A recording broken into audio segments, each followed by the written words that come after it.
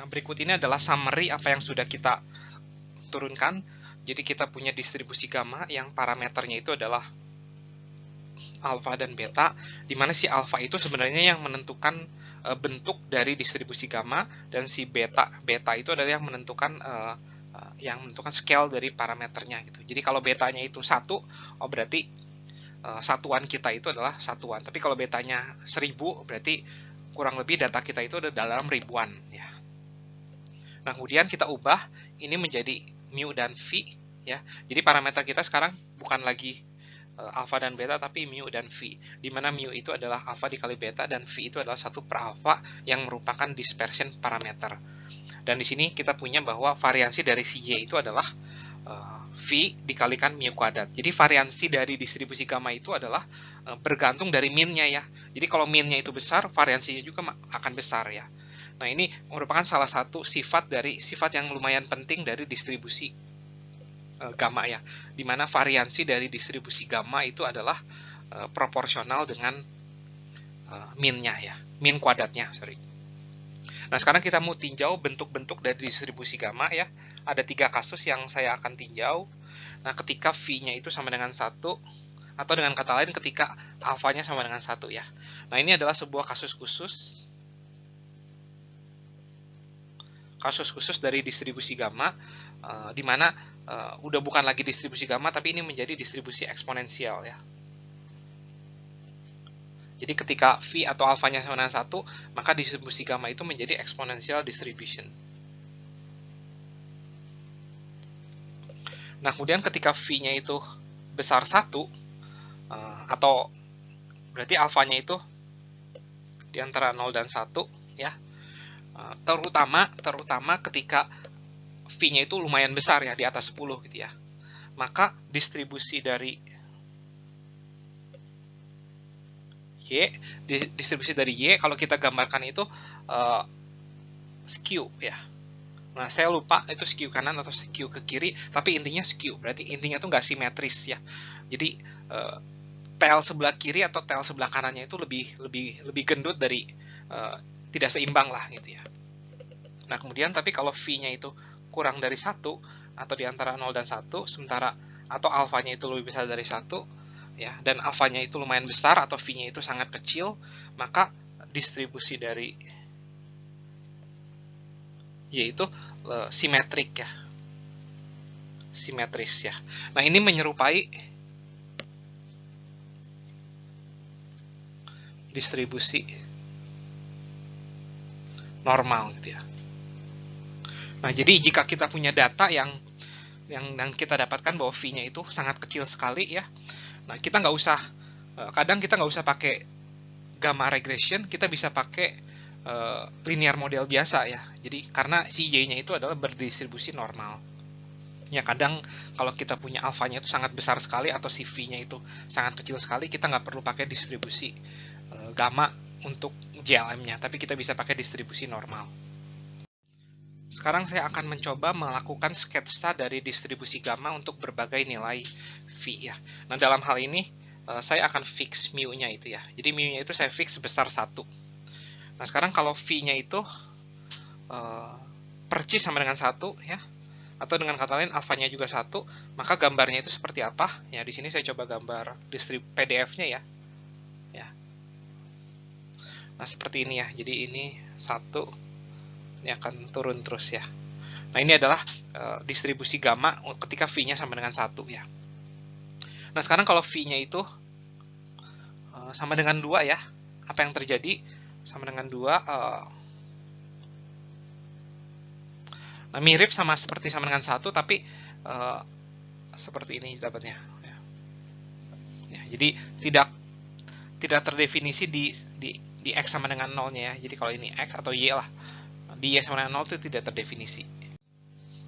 Nah, selanjutnya saya ingin mencoba menggambar ketika V-nya itu sekarang kurang dari 1 ya. Jadi V-nya itu sekarang misalkan setengah nih. Apa yang terjadi? Nah, ketika V-nya itu setengah, ketika X-nya 0, dia akan bernilai 0 ya. Nah, seperti ini ya.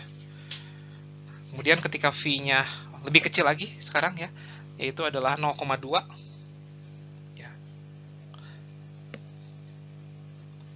gambarnya mulai menyerupai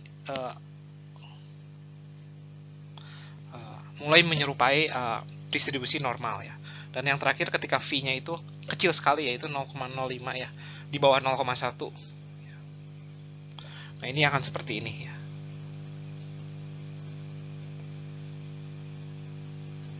Nah, jadi sudah hampir simetris ya, ujung kiri dan ujung kanannya itu sudah hampir simetris. Sementara yang lain-lainnya itu masih terlihat skew. Terutama untuk yang bagian ini nih ya. Ini skew kanan ya ini. Atau skew kiri ya. Saya lupa ya.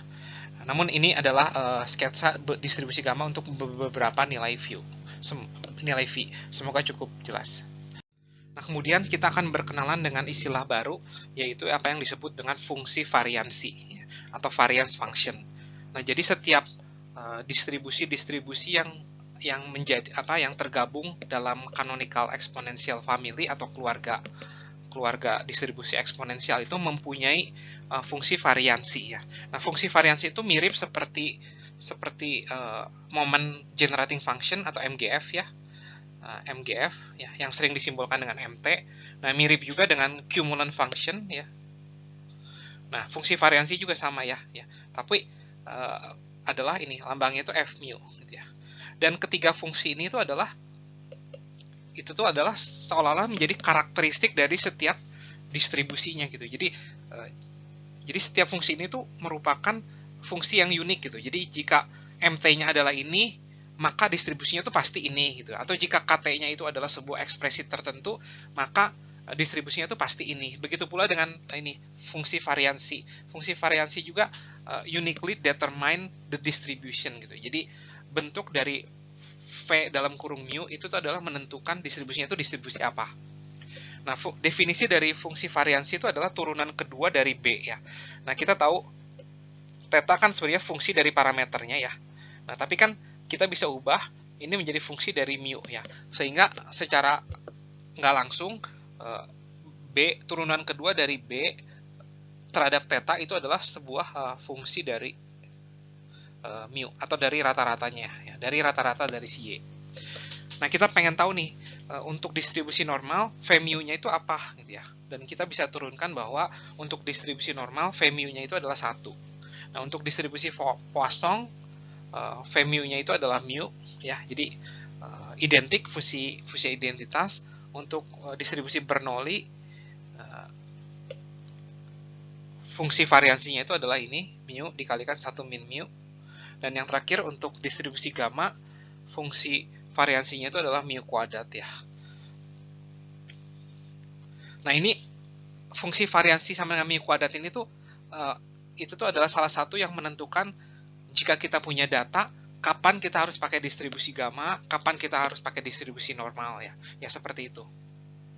Nah, ini menjadi karakteristik kapan kita harus pakai distribusi gamma ya. Dan sebenarnya ada lagi distribusi JLM yang lain namanya inverse Gaussian. Nah, sekarang di sini V mu-nya itu adalah mu pangkat 3 ya. Nah, ini juga sama, ini salah satu karakter atau kriteria kapan kita harus pakai JLM dengan inverse Gaussian sebagai random komponennya. Ya. Selanjutnya kita juga akan berkenalan dengan notasi baru, yaitu adalah ini coefficient of variation ya. Mungkin ini kita sudah pernah pelajari sebenarnya di statistika elementer. Jadi formula dari coefficient of variation itu adalah seperti ini ya. Saya lambangkan dengan CV. CV itu adalah ini ya, standar deviasi dibagi mu ya. Dan standar deviasi itu adalah akar dari variansi ya. Akar dari variansi dari distribusi gamma ya. Karena kita akan membahas distribusi gamma, variansi dari distribusi gamma itu setelah kita turunkan ini adalah seperti ini dibagi mu ya. Dan ini sama dengan V. Nah, kebetulan untuk distribusi gamma yang kita pakai di sini tuh yang berubah-ubah untuk setiap data itu adalah mu-nya ya, dan mu ini berubah-ubah tergantung dari data ya, dari data. Sementara V-nya itu adalah fix ya. Nah, ini perannya si V itu mirip sama peran dari si sigma kuadrat ketika kita Y-nya itu kita anggap sebagai distribusi normal ya. Jadi ini normal. Nah, untuk linear model kan normal, di mana mean-nya itu adalah ini ya, mu i, tapi variansinya itu adalah fix ya. Nah, ini untuk yang distribusi normal. Sementara kalau distribusi gamma ya, nah mu-nya itu berubah-ubah tergantung terhadap data, tapi v-nya itu fix untuk setiap data ya. Jadi v-nya itu nggak berubah-ubah. Nah, terus JLM dengan distribusi gamma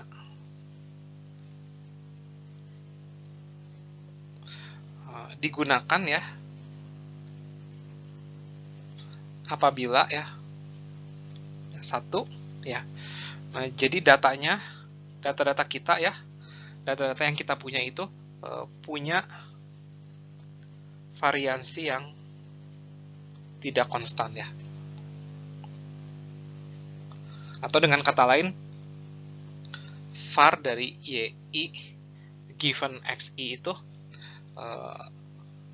tidak konstan ya.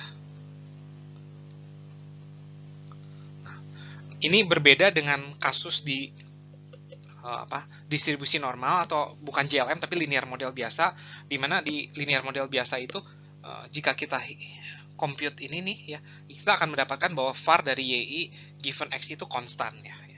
Nah, kemudian data yang kita punya itu punya koefisien variation yang konstan. Nah, ini ya, dengan kata lain ini CV-nya itu konstan ya. Dan yang terakhir, data yang kita punya itu punya, kan variansinya kan tidak konstan ya, tapi variansinya itu seolah-olah itu proporsional terhadap mean square dari data ya. Nah, kita akan lihat ketiga alasan ini dalam studi kasus yang akan kita bahas nanti ya. Nah, namun ini seolah-olah ini jadi kriteria kapan kita harus pakai JLM dengan gamma distribution ya. Nah, kemudian nomor 2 sama nomor 3 itu pada prinsipnya itu sama sih. Jadi punya koefisien variasi yang konstan dengan variasinya itu proporsional terhadap mean square dari data itu sebenarnya itu statement yang sama ya.